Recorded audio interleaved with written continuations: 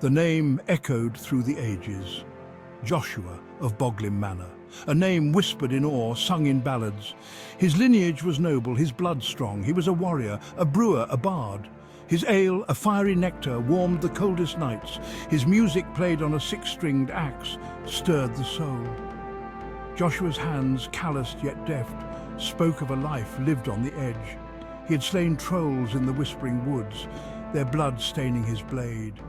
He had brewed ale that could make a dwarf sing, and when he played his guitar, even the stars seemed to listen. Joshua's was a life of legend, spun from the threads of bravery and passion. He was the lord of Boglim Manor, his ancestral home, a place of warmth and light in a world often shrouded in darkness. He ruled with a firm hand and a kind heart, his name a beacon of hope in troubled times. Boglim Manor stood tall and proud, a testament to the enduring spirit of its master. Its stone walls, weathered by time, held centuries of stories. Gargoyles perched on the rooftops, their granite eyes watching over the vast estate. Within its heart lay a chamber, its walls adorned with tapestries depicting epic battles and legendary loves. At its center stood Joshua's throne, carved from the petrified heartwood of an ancient oak. It was a seat of power, a place where Joshua held court, dispensing justice and sharing tales of his adventures. The throne was more than just a chair. It was a symbol of his lineage, his strength, and his connection to the land. When Joshua sat upon the throne, a hush would fall over the room. His voice, deep and resonant, would weave tales of daring feats and heroic deeds. He spoke of battles won and lost, of love found and lost, his words painting vivid pictures in the minds of his listeners. One night, a storm raged outside, mirroring the turmoil brewing within Boglim Manor.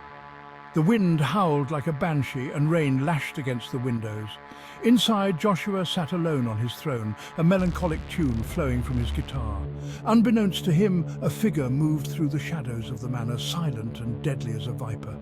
Jessica. Her name was a whisper on the wind, her beauty as intoxicating as it was dangerous. She was a sorceress, her power as vast as the storm raging outside.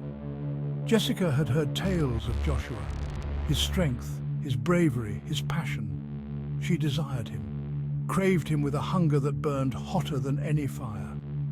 She had come to Boglim Manor to claim him, to make him hers, body and soul. Section 4. A Forbidden Tryst. Jessica materialized in the throne room, her beauty as startling as a lightning strike. Her eyes, the color of storm clouds, met Joshua's. Time seemed to stop. The music died away. Joshua was captivated, his heart pounding like a drum in his chest. Their connection was instant, electric. Jessica was everything Joshua had never known he desired.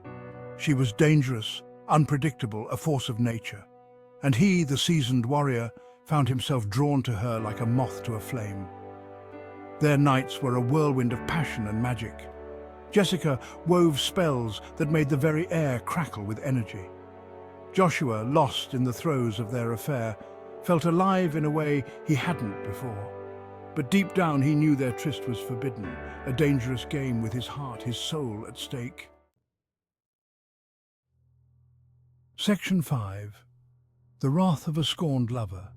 Joshua, despite the intoxicating allure of Jessica's magic and passion, knew their affair was unsustainable. Their worlds were too different, their natures too volatile. He made the agonizing decision to end their tryst, to banish her from Boglim Manor and his life. Jessica, consumed by her desire for Joshua, was enraged, her love curdled into a venomous hatred. The manor trembled as her fury shook its foundations. The gargoyles on the roof seemed to snarl, their stone faces contorted in a grotesque mockery of her rage.